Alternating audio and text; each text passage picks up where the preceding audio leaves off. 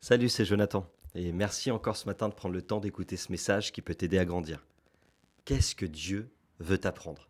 En fait, les situations que tu vis sont pas faites uniquement pour que tu les vives. La première des questions qu'on entend, je sais pas toi, mais moi j'entends toujours ça quand quelqu'un passe par des difficultés, il dit mais pourquoi Dieu est-ce que je passe par là? Mais c'est très rare qu'on entende cette question. Mais Seigneur, qu'est-ce que tu veux m'apprendre?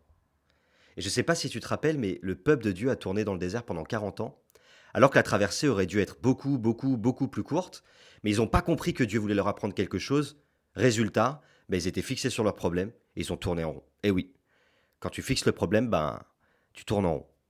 La Bible, elle dit dans le psaume, chapitre 142, verset 10, apprends-moi à faire ce qui te plaît, car tu es mon Dieu, que ton esprit me guide avec bienveillance sur un terrain sans obstacle. Alors qu'un pasteur que je connais très bien, un ami, vivait des difficultés dans son église, il avait beaucoup de pression et d'incompréhension.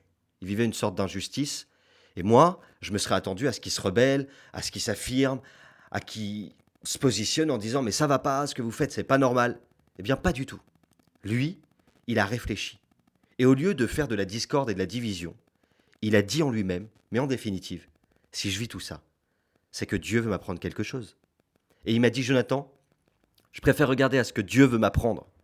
Quelle belle leçon. Franchement, il m'a scotché. C'était incroyable. Moi, j'ai réfléchi et je me suis dit, il faut que je réagisse comme ça. Alors je te parle de quoi? Peut-être que l'épreuve que tu passes, elle est difficile. T'as l'impression parfois de tourner en rond dans certaines situations. Tu pries pour certaines personnes et ça change pas encore. C'est vrai que c'est difficile et je te comprends. Je te parle de quoi? Tu pries pour ton mari et ton mari, il n'a pas changé.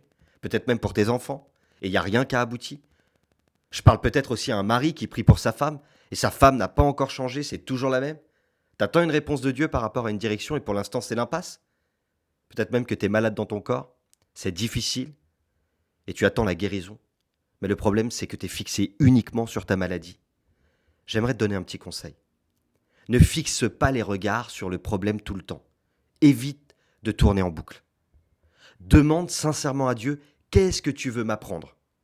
Et ensuite, une des choses très importantes que je voulais te partager ce matin, apprends une nouvelle mentalité. Dieu c'est un père, pas un bourreau. Et s'il permet cette situation dans laquelle tu te trouves, c'est parce qu'il veut t'apprendre quelque chose.